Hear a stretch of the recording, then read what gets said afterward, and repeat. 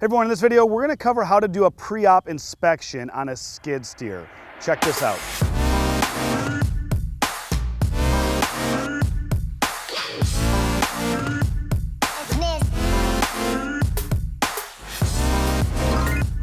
Okay everyone, we're gonna start with a pre-op inspection, probably the most important part of operating equipment and also the most overlooked. You don't have to be an expert, don't have to be a diesel mechanic, do a good pre-op. A lot of it's just basic. You know, if it doesn't look right, you need to look into it further. So a couple of things, first and foremost for these videos, I wanna thank Precision Landscape in Hastings. They actually were using their John Deere 325 skid steer for these. One other thing, I'll be using a handheld camera. This is something new. We've had a lot of requests in our videos, people wanted to get close-ups. So hopefully this will help. But let us know what you think in the comments below, how this turns out. So with that said, our pre-ops, if you've seen my other videos, I try and be consistent. That's the only thing I can tell operators. Get in a routine. My way is not necessarily the right way. It's just the way I do it. Find your way and stick with it. So I separate my pre-ops into three pieces. One is my general walk around. That's just, I don't touch anything. It's just the biggest, when you look big picture, see if there's anything obvious that might look damaged, and we'll do that walk around. The number two is compartments. So that's where I start opening compartments, anything that I need to get in there to look at fluids. And then the third and final is in the operator seat. That's where I'm actually getting the piece of equipment. Again, those are the three things I do in all my pre-ops. It allows me to walk around twice, which I think is important. So with that said, let's go ahead. The first thing is gonna be the walk around.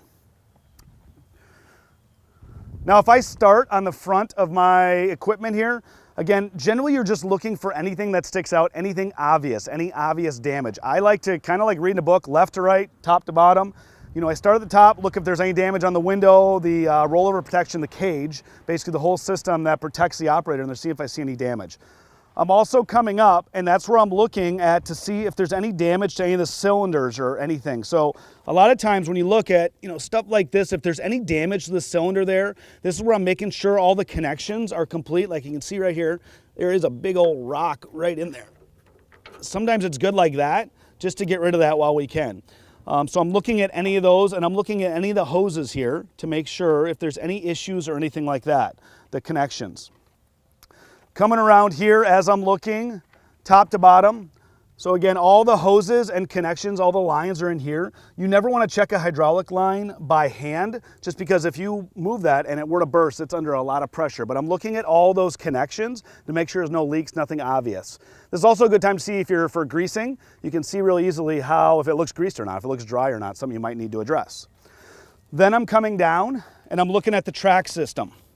So anything obvious on this, you know, you're looking at the rollers, making sure there's nothing obvious on any of them, any damage, anything stuck in there. The drive system, the sprocket there, if I see any uneven wear on the teeth there, that's something I would want to look into further. And this, the overall tension of the track itself, you know, is it appropriate sag in there? You can tighten these by opening this compartment, you'd grease it, but it'd only be if there'd be a lot of sag in there. So I'm just seeing, you know, if anything looks damaged, if there's any leaks from the drive motor at all, that would be something you'd want to look at further. As I continue, coming around the back, and again, you've got more hoses here. All the connections, all the hydraulics. You can get a good picture down the side here of all the lines, and that's if I see anything leaking, anything bulging, looks like it's damaged. You're gonna wanna look at that. You're looking at all the connection points, where the bolts are, the pins, everything like that. And again, same thing with grease. I'm looking to make sure nothing looks overly dry or anything like that. Across the back, looking at the top. Again, seeing the cab is not damaged, nothing's wrong then with the exhaust system. We got our air intake, if there's any damage there. And again, looking down, I can see my fan, my radiator fan, if there's any damage to the fins or anything like that. You can kind of see through there, and I'm looking for any damage, anything like that. And then finally, just going down low. A lot of times, I tell people, just look underneath. You can see on the inside of the tracks, but also see if there's any leaks. Anything that might be obvious you might need to look at further. Continuing going around, again, I'm starting at the top, looking up, no damage to anything there. I can again grease there. I can look at my lines. Same thing down the side here. Checking the lines, no bulge, no damage, nothing like that. And continuing to look around, same thing with the tracks over here. Seeing if there's anything obvious to any of the rollers, anything that could be damage in there, anything that doesn't look like they're moving, they're locked up. You can see And then your teeth on your sprocket there, making sure there's no damage to that, no leaks to the drive motor. Tracks look the appropriate amount of sag in them, they don't look too loose. And then continuing around the front. Again, the bucket, I'm looking at the cutting edge, seeing if this is all worn down, that's where you're going to want to consider replacing that before it actually gets to the bucket itself. Like you can actually see on this one, this edge is a lot more worn than the other side. It's still fine, it was just something we were going to want to monitor on it. And then obviously if the bucket itself, if you see any damage, anything like that. And then I'm looking at the front. Any damage, anything like that on the front of the skid, see if there's any damage there. Going down, looking in here, again, this is where a lot of debris, you saw I pulled out a rock, but while I'm here, again, looking at all these lines, seeing if there's always gonna be rocks and things in there, but just make sure there's nothing larger that might be damaged. This is my quick attach here, making sure no damage, the cylinder, it looks good, everything like that. And that's my general walk around. So after the walk around, then I'm gonna go to compartments. It's really for the skid steer, it's pretty simple. It's just the engine compartment. So we'll walk around that side.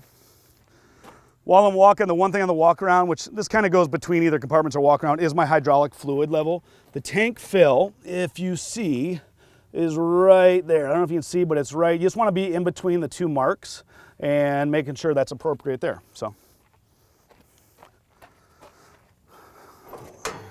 Now, opening the hood on this thing.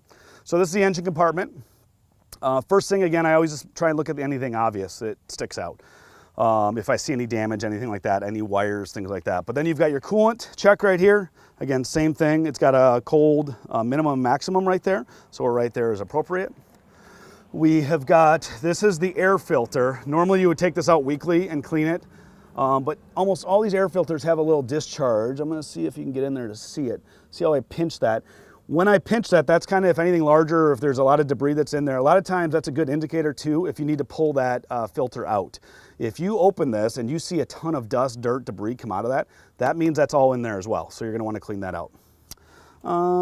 There's our hydraulic oil. Again, we already checked the level on there, and then our engine oil. So I'm gonna check the engine oil. Generally for this,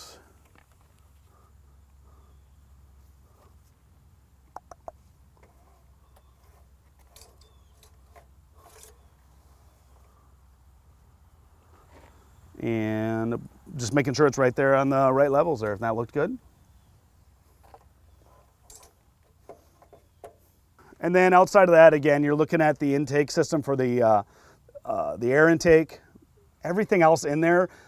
Seeing if there's just anything obvious you can see for damage, any of the belts, anything like that might be damaged, but everything looks, I don't see anything obvious that sticks out to me. Again, you don't need to be a mechanic, but as long as you can see there's no damage. We already kind of looked at the radiator fins, but then you can actually see, or the fan fins, the radiators behind it, if there's any damage to the coils or anything like that. And then we're good there. And then the final piece will be getting in the operator seat. Finally, getting in the operator seat here, 3 points of contact, getting in. And then it's pretty simple for this. Pull this, you always have to have lock lever down. I just like to turn, again, for the John Deere, if I click this once, turns the system on. I'm looking for any error messages, anything up there that might indicate I cannot start it. And then I am just holding that to start it.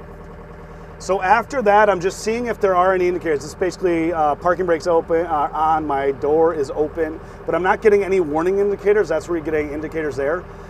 The other thing I'm doing is just listening to the engine. A lot of times I like to start it, have the door open, listen. You're gonna see if you hear something that might not sound right. And then the final thing is just checking my fluids, making sure I got enough fuel in the system to operate for the day, things like that. So that's how you complete a pre-op inspection on a skid steer.